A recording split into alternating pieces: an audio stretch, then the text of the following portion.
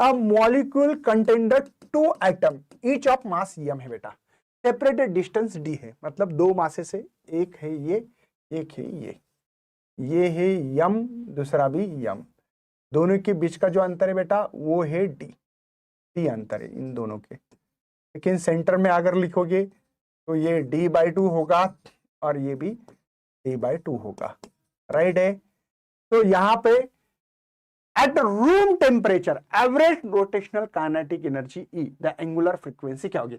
Average rotational kinetic energy का जो formula है मेरे बच्चे वो है, उसको काइनेटिक एनर्जी को E बोलना है, बताया ना, तो आपको लगेगा ये क्यों लिख रहे हैं, 1/2 I omega square.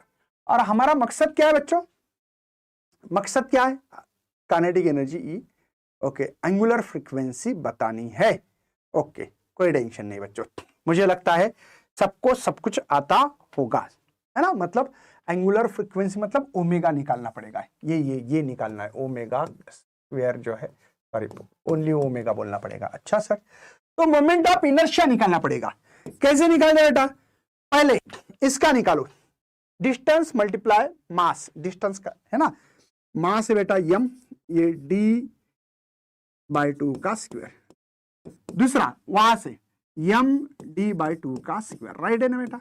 Moment of inertia तो निकाला होगा ना आपने, ये एक्सिस है, यहां से हमारी एक्सिस है, रोटेट कर रहा है, तो मास इंटू डिस्टेंस का स्क्वायर, मास इंटू डिस्टेंस का स्क्वायर, डिस्टेंस d/2 है, मास इंटू डिस्टेंस का स्क्वायर, तो ये मोमेंट ऑफ इनर्शिया है। चलिए सर मैं इसको ऐसे भी लिख सकता हूं, 2m d/2 का स्क्वायर लिख सकता हूं ना बच्चों, 2 बार है ना ये, तो ये 2m, ये d स्क्वायर, 2 का स्क्वायर 4, तो 2 हो जाएगा, तो मोमेंट ऑफ इनर्शिया मिलेगा md²/2, राइट है।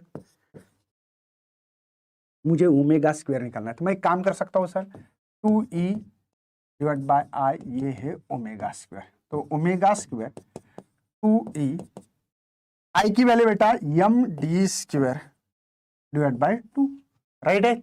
डिवाइड का डिवाइड ऊपर जाएगा, तो ये 4e डिवाइडेड बाय md² चलेगा, इसका स्क्वायर गया तो 2 का ये आएगा, 4 का 2 और ये d आएगा, और इसको रूट में लिखना पड़ेगा, स्क्वायर गया तो, राइट है बेटा, राइट है।